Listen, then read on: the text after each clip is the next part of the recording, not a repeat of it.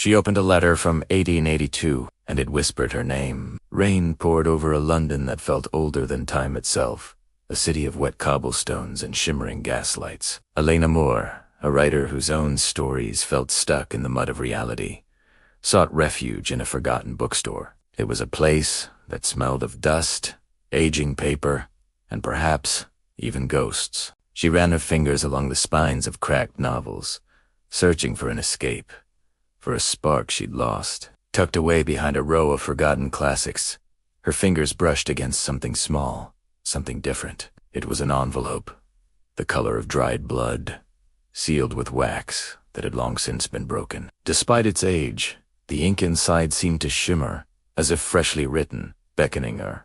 At the bottom of the delicate page, one name seemed to bleed through the paper itself: Lord Adrian Valet.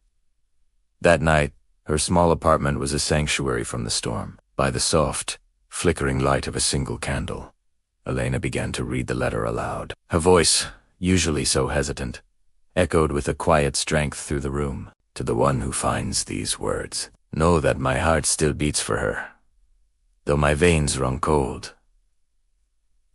She paused, the words feeling strangely alive on her tongue. If my name is ever spoken again, I shall awaken. Just as the last word left her lips, the candle flame danced wildly, casting long, distorted shadows across the walls. A sudden chill swept through the room, raising goosebumps on her arms. Her eyes darted to the antique mirror hanging opposite her desk. The reflection wasn't just her own anymore. Behind her, a figure stood pale, impossibly elegant, and utterly still. A man from another time. He spoke, his voice a soft sigh, like wind whispering through ancient ruins. You have my voice and my heart. Elena froze, her own heart hammering against her ribs, a frantic drum against the sudden, profound silence.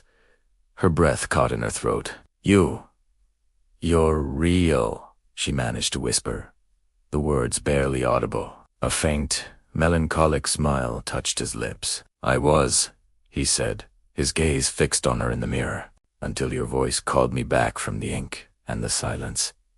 He was Lord Adrian Vale, and as the hours bled into dawn, he told her his story. It was a tale of a love that defied its time, a passionate, forbidden affair with a mortal woman centuries ago. He spoke of a jealous rival, a dark curse, and his soul being sealed within his final, desperate love letter. The curse was specific, cruel. Every century, the letter would find its way to a new reader. Someone with a heart pure enough, a soul lonely enough, to break the silence and call his name. And that reader was her. As days turned into weeks, a strange and beautiful connection blossomed between them. Adrian, once a mere shadow, grew stronger, more substantial with each passing day. He could almost touch the world again, his form solidifying from mist into something almost tangible. But as he gained strength, Elena began to fade. A constant fatigue settled deep in her bones. Her skin grew paler, her energy draining away as if being siphoned by an unseen force. She realized the horrifying truth of the curse. The letter was a vessel, but it could only sustain one life. His world brightened while hers dimmed. Each time she read from the letter, she was quite literally giving him a piece of her life force. The ink and paper had woven their souls together, one feeding the other in a tragic, romantic symbiosis. To stop reading would be to condemn him back to his silent prison, but to continue was to erase herself. She found herself caught in a beautiful, terrible trap. Their conversations were the most profound she'd ever known. He told her of a world long gone, of bowls and poetry, of a love so fierce it was worth being cursed for. She, in turn, told him of a world of cars and computers, of her dreams of being a writer, dreams that had felt so distant until he appeared. He became her muse, her confidant, her impossible love. The thought of losing him was more painful than the thought of losing herself. How could she silence the only voice that had ever truly understood her own?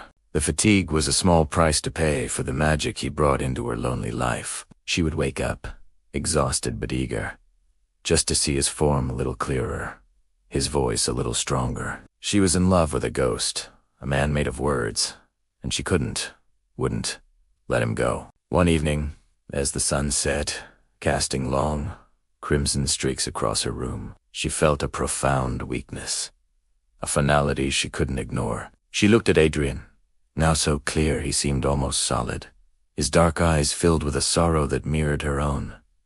He knew what was happening. He had begged her to stop, to save herself, but they were both trapped by the love that had bloomed between them. With a soft, accepting smile, she picked up the letter one last time. She looked into his eyes and whispered, "If my life ends with your story, then let it be a love story." Her voice was barely a breath, but it was filled with unwavering resolve. She read the final line aloud. As the last word was spoken, the room didn't just flicker, it erupted in a blinding, crimson light, the color of the envelope, the color of a beating heart. It swallowed everything. When morning came, the city was quiet. On Elena's desk, the ancient, blood-red letter was gone. In its place lay a single, new page, the ink fresh and gleaming. It was written in her own elegant handwriting. "Love never dies," it read. "It just waits to be read again.